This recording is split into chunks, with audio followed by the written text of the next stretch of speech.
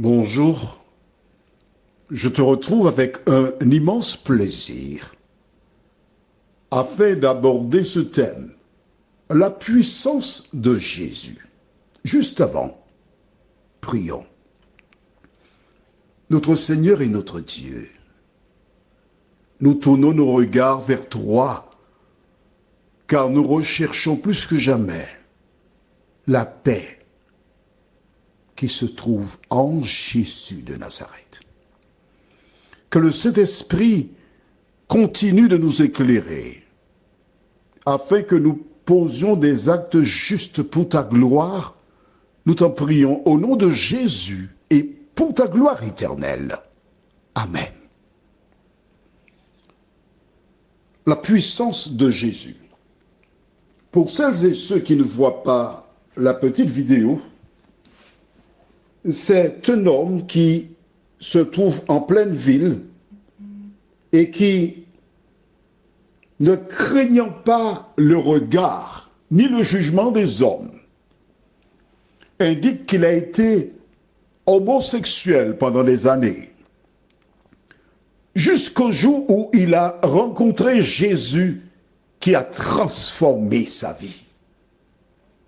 Des personnes passent, s'arrêtent, d'autres écoutent attentivement, tandis que d'autres sont amusés.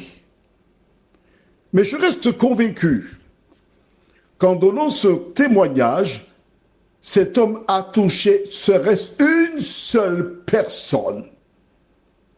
Elle a donné l'espoir à une personne qui souhaitait changer de statut.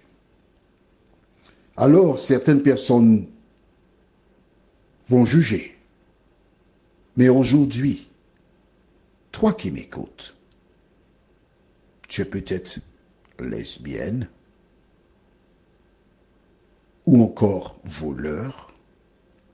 Quelle que soit ta situation, Jésus a le pouvoir de changer les ténèbres en lumière. Alors certains diront, oui, mais faut-il donner un tel témoignage? Car il sera identifié, on se moquera de lui, sa famille en souffrira. Quelles seront les conséquences? Il n'a pas réfléchi. Je profite pour ouvrir une parenthèse que je refermerai tout de suite. Parfois, il y a des femmes qui ont été des prostituées et qui rencontrent Jésus et suite à cette rencontre, donnent leur témoignage, tout en respectant la liberté des uns et des autres. Je te pose une question. Est-il nécessaire de dire aux gens que tu étais une prostituée? Je te suggérerais volontiers de dire « J'étais dans le monde et j'ai fait des choses qui étaient contraires à la parole de Dieu ». Mais indiquer que tu étais une prostituée peut être une porte que tu ouvres à celles et ceux qui sont malades de sexe, qui risquent de t'identifier comme une personne à aborder. Que penses-tu?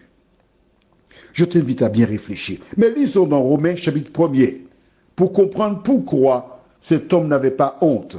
Et je lis le verset 16. Car je n'ai point honte de l'évangile. C'est la puissance de Dieu pour le salut de quiconque croit, du juif premièrement, puis du grec. C'est ce que déclare Paul. Mais quelle est l'origine des témoignages? Pourquoi doit-on témoigner? Jésus un jour arriva à Gadara, un lieu où se trouvait un homme possédé d'un esprit impur. Ce dernier habitait dans les sépulcres et personne n'avait la force pour le dompter. À maintes reprises, on lui avait mis des fers, mais il brisait tout cela. Il était nu, criant, se meurtrissant sur les montagnes. Voyant un jour Jésus a débarqué, il alla vers lui, l'homme. Mais en fait, c'est le démon qui se dirigea vers Jésus. Il se prosterna devant lui Et il le priait instamment, lui disant, ne nous envoie pas loin de ce pays. Nous aimons ce pays. Jésus, en échangeant avec eux, exauça leur vœu. Lequel? Ils lui demandèrent l'autorisation d'entrer dans les pourceaux. Ils étaient 2000. Ils entrèrent dans les pourceaux, et en un instant, les pourceaux s'en allèrent, tombèrent dans la mer, et tous moururent noyés. À travers ce récit de la Bible, Jésus veut te dire, mon ami, lorsque tu ouvres la porte au diable, son objectif n'est pas de s'amuser avec toi, mais de te détruire. L'homme délivré vint s'asseoir près de Jésus. Ceux qui faisaient paître les pourceaux allèrent informer les propriétaires, et les gens de la ville descendirent, virent l'homme qui était transformé dans son bon sens, assis près de Jésus. Ils regardaient les pourceaux, 2000 pourceaux perdus, pour ça seulement, pour délivrer un homme. Alors ils firent quoi? Lisons dans Marc chapitre 5, les versets 16 à 20. Ceux qui avaient vu ce qui s'était passé leur racontèrent ce qui était arrivé aux démoniaques et aux pourceaux. Alors ils se mirent à supplier Jésus de quitter leur territoire. Comme il montait dans la barque, celui qui avait été démoniaque lui demanda la permission de rester avec lui. Jésus ne le lui permit pas, mais il lui dit, « Va dans ta maison, vers les tiens, et raconte-leur tout ce que le Seigneur t'a fait et comment il a eu pitié de toi. » Il s'en alla et se mit à publier dans la Décapole tout ce que Jésus avait fait pour lui, et tous furent dans l'étonnement. Vois-tu, lorsque Jésus visite quelqu'un, lorsqu'une personne est délivrée, elle a un devoir, aller raconter aux uns et aux autres ce que Jésus a fait pour elle, cette personne. Voilà donc pourquoi cet homme qui certainement luttait pour cesser d'être un homosexuel, lorsqu'il a été délivré, il s'en alla publier, dire aux uns et aux autres ce que Jésus a réalisé dans sa vie. Ce que le Christ a fait pour lui, il peut le faire aussi pour toi, si seulement tu viens vers lui. Alors je disais il y a un instant que nous devons être prudents lorsque nous donnons des témoignages. Pourquoi? Allons au livre de Philippiens chapitre 4 au verset 8. Philippiens 4 verset 8 déclare, « Au reste, frères, que tout ce qui est vrai, tout ce qui est honorable, tout ce qui est juste, tout ce qui est pur, tout ce qui est aimable, tout ce qui mérite l'approbation, ce qui est vertueux et digne de louange, soit l'objet de vos pensées. » Tout ce qui est digne de louange soit l'objet de vos pensées.